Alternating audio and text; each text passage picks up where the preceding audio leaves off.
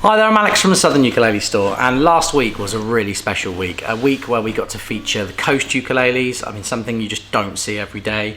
And then we got to feature the Ohana Custom Shop ukuleles, which no one saw coming. They were a real hit. We sent one off to Gotti Ukulele to be reviewed, got a really high score. We're really chuffed to be involved with all this stuff. And it just felt right to kick this week off with something else that we're really excited to be involved with and very, very much associated with, as I believe one of the only kind of Western dealers for this brand. This is the L.Luthier video. We're going to look at all 8 of the available Tenor L.Luthier models out there. We're going to look at the stuff with the beaming sound hole. That's this cool thing here. The stuff that's really helped this company make their name and reputation. But we're also going to take a look at the more conventional looking ukuleles, which is the standard uke here, the Manga model. We're going to look at both of these together. We're going to compare them. We're going to do this for the Mango ukes, we're going to do this for the Acacia ukes, we're going to do this for the Rosewood ukes, and we're also going to take a look at the KoaS and the Maho at the end of the video. So when all is said and done here, you'll be able to look at the whole L.Luthier brand and know exactly what you're getting from each tone wood. The KoaS was our uke of the year for 2022, and it's really good to be able to feature that now against the new models, which I think really give some established models by companies like Flight a run for their money. Also AnueNue are probably a bit scared of L.Luthier. Let's start though by looking at the Manga and the Manga. The first ukulele we're going to look at today is the Manga, which is the beaming sound hole version of this model with premium mango solid top, back and sides. They have maple bindings with a really lovely sheer cutaway design. You have the conventional L.Luthier headstock with the aged De Jong tuners with like kind of antique finish to them, a 37mm nut width with 28mm string spacing, which is nice and accommodating, going down to an ebony fingerboard with a rosewood bridge with a little bit of maple trim, which looks the business. And then on the conventional model you have basically the same spec with some cosmetic upgrades or some cosmetic detail. You have the bird inlays underneath the conventional sound hole and the bird inlays in maple on the fingerboard. The rest of the spec for this ukulele is the same. It's all solid mango with maple binding, maple fingerboard, got a high gloss finish with a satin neck, antique tuners, once again with a 37mm nut width and the wider 28mm string spacing. The pickup on these ukuleles is interesting. It's made by Amptech, always reminds me of Acme. I feel like Elmer Fudd made the ukulele pickup for this, but it's a super duper pickup with a blend of microphone and a piezo. So a traditional undersaddle piezo pickup. When you plug it into an amplifier, the sound comes from under the bridge, but you can blend in a tiny microphone and just give yourself a bit more of a natural bodied sound for this ukulele. So which one sounds better? Let's give a Manga and a Manga a play and see what you think.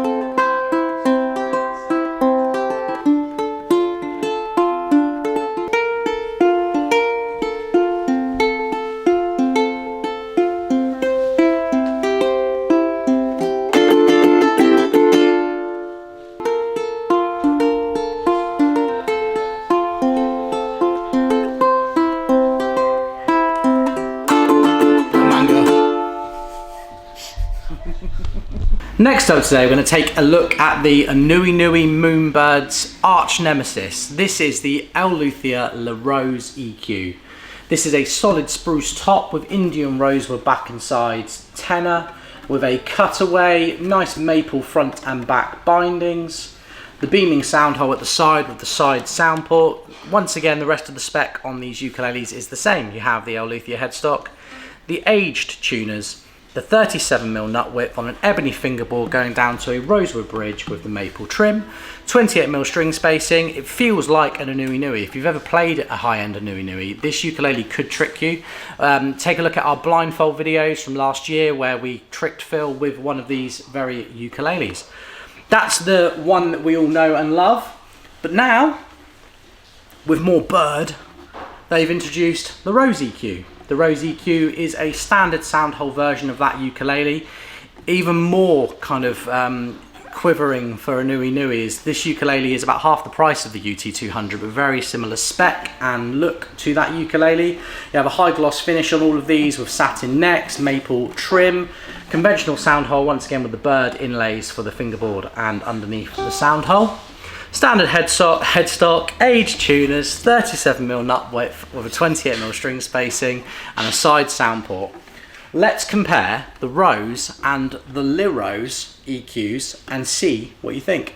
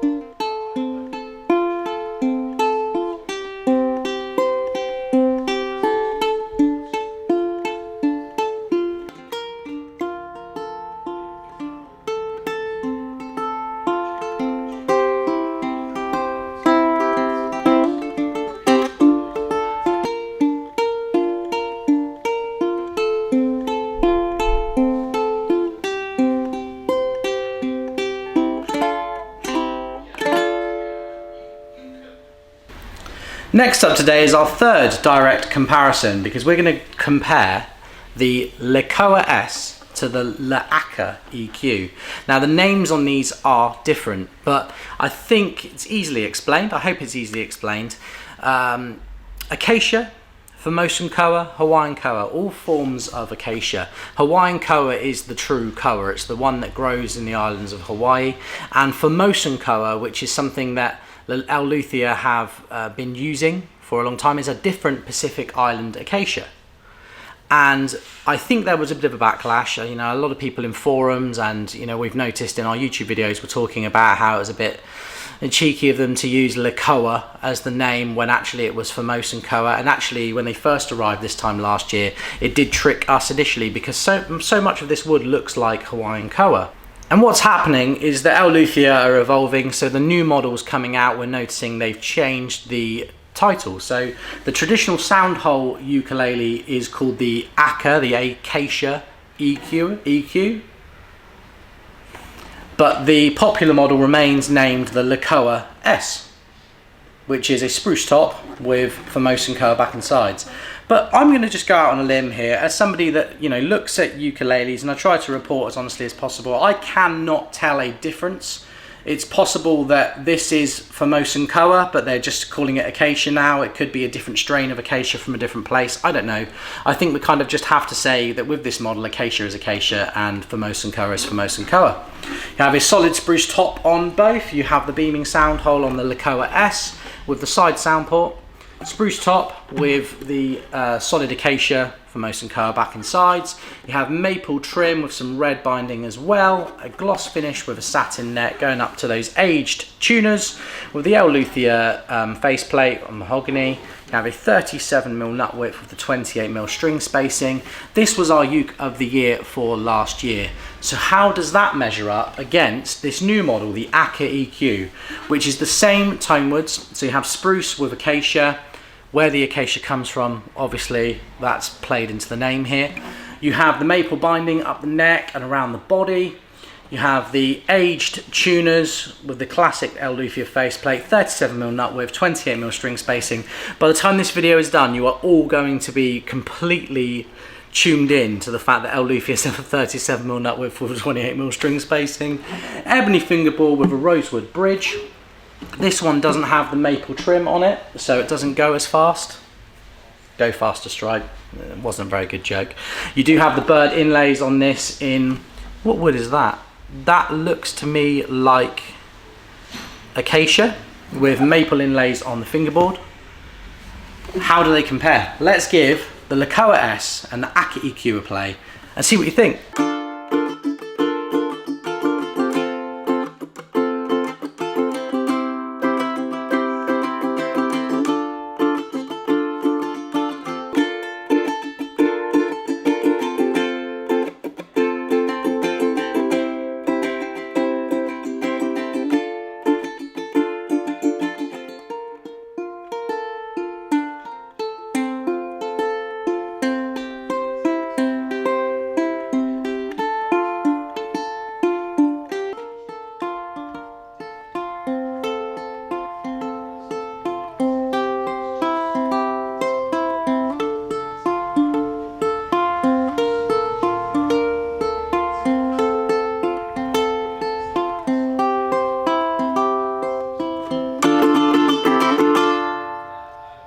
Last up today, we're going to take a look at the other two L.Luthier models, the Maho and the Maho.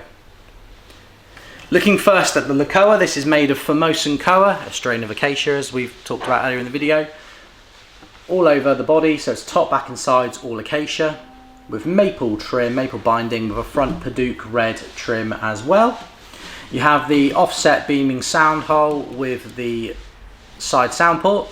High gloss finish with a mahogany satin neck with maple binding going up to the L.Luthier faceplate with the aged tuners.